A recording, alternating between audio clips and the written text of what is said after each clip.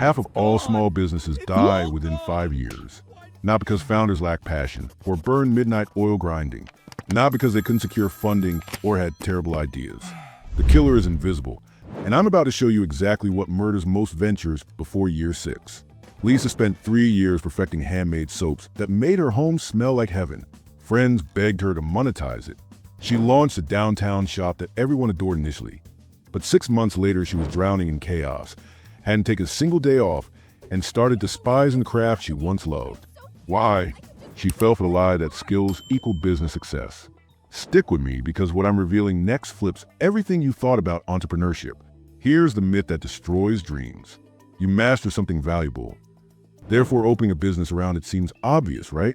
Talented baker launches bakery. Expert mechanic opens repair shop.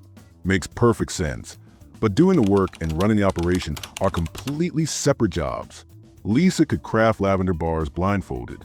Running the business meant juggling inventory management, customer complaints, marketing campaigns, employee turnover, rent negotiations, and tax compliance. None of that related to her actual craft. This is the entrepreneurial myth. If you're currently operating a venture, you're probably nodding along thinking, why am I handling 1,000 tasks I never signed up for? The disconnect between skill and business management creates the graveyard of failed companies. Every founder isn't one person, they're 3 personalities fighting for control simultaneously. And this civil war causes most collapses. First, the entrepreneur. This dreamer stays awake imagining possibilities, sketching future visions, brainstorming revolutionary ideas. Second, the manager. This organizer creates to-do lists, tracks shipments, implements schedules, and cleans up the dreamer's creative mess to prevent total chaos. Third, the technician. This doer executes the actual craft, baking cupcakes, designing websites, fixing bicycles, making soap. Most founders start as technicians who excel at their craft. Therefore, they think going solo makes sense. But becoming your own boss doesn't eliminate the technician role. It just stacks manager and entrepreneur responsibilities on top. You're simultaneously building tomorrow, managing today, and executing all actual work. That's why burnout happens. Which identity dominates your daily routine right now? Your business behaves like a growing child moving through distinct developmental stages. Initially, as an infant, you handle everything personally. Michael Gerber calls this infancy. You process every order, answer every email, complete every tiny task yourself. Control feels good initially because you're making things happen, but exhaustion arrives fast. Suddenly, you're working 14-hour days, just maintain operations. If you stop, everything crashes. This phase feels manageable briefly. Therefore, many founders stay trapped here, convincing themselves it's temporary. It's not. The infant never matures unless you force evolution. You feed it constantly, carry it everywhere, change its metaphorical diapers endlessly. Your identity becomes inseparable from the operation. Freedom? Gone. Vacation? Impossible. The business owns you completely, not the other way around. And this phase either ends with growth or death. Eventually, you realize you need help. Therefore, you bring someone aboard. Welcome to adolescence, where complications multiply. You're still handling most tasks, but now someone constantly asks what to do next. Here's the painful part. You probably micromanage everything because nobody executes it quite right according to your standards. You delegate responsibility without actually releasing control. You hover, correct, redo their work late at night. Now you're stressed and managing people. You gave away tasks, but not really. Therefore, you've added supervision duties without reducing your workload. This is where most ventures either stall permanently or implode completely.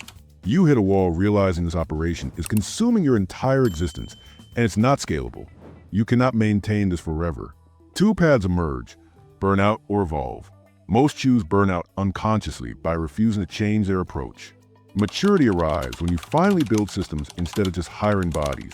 Real businesses run without requiring your constant presence in every corner. Consider McDonald's. They didn't dominate because of superior burgers, but because they created foolproof systems. A 16-year-old with 0 cooking experience walks in, pushes buttons, and delivers Big Macs consistently. That's what Gerber means by building on systems, not people. You want something that functions without needing you every single second. Systems are like recipes. You don't rely on the chef's memory. You follow repeatable processes, guaranteeing identical results every single time. Now imagine applying that across your entire operation. Not just product creation, but everything. hiring protocols, training sequences, inventory management, customer service scripts. Franchise thinking means asking not how can I do this better, but how can someone else do this without me?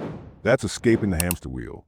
Hustle is not a strategy, despite everyone glorifying 18-hour workdays and rise and grind mentalities. If your business depends on you hustling nonstop to survive, you don't own a business, you own a job with unpaid overtime. Imagine your coffee shop's star barista quits tomorrow. If everything crashes because one person leaves, that's not a business, that's a dependency. The CEO of McDonald's isn't flipping burgers somewhere, but their restaurants run like clockwork because systems replace individual genius. They built protocols for everything: hiring, training, inventory, customer interactions. Every component is designed to work without needing superstar employees holding it together. Your goal? Create playbooks so detailed that replacing yourself becomes possible. Not because you're planning to quit, but because that's how you reclaim your life. Freedom comes from being unnecessary to daily operations. Therefore, focus on building processes that outlast any single person, including yourself. Let's revisit Lisa with concrete data. Initially, she worked 78 hours weekly handling everything personally. Revenue? $32,000 annually. Therefore, her effective hourly rate was $8.21 after expenses, worse than minimum wage. She documented every process over 3 months: SOAP creation, order fulfillment, customer communication, supplier negotiations, social media posting. She created step-by-step instructions for each task as if teaching a complete beginner. Then she hired 2 part-time assistants and followed her own manuals to train them. 6 months later, she worked 18 hours weekly.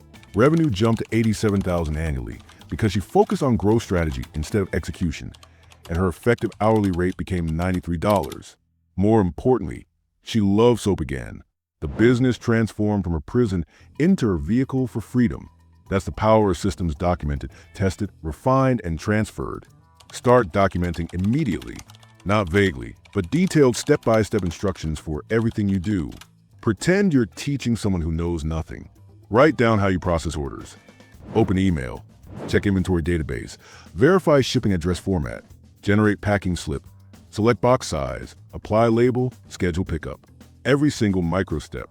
Then create systems for consistency. Template for customer emails. Checklist for quality control.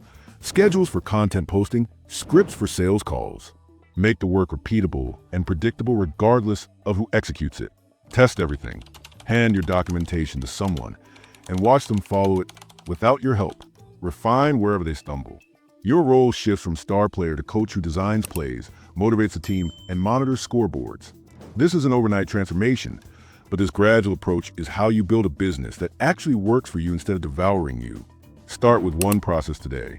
Document it completely. That's step 1. Here's the twist nobody tells you. Build your business like you're franchising it, even if you never will. Therefore, you create something that can run without you, even though you might stay forever. That's real ownership. Most founders build golden handcuffs. They're trapped inside something valuable. They can never leave because it would collapse without them. That's not wealth. That's captivity.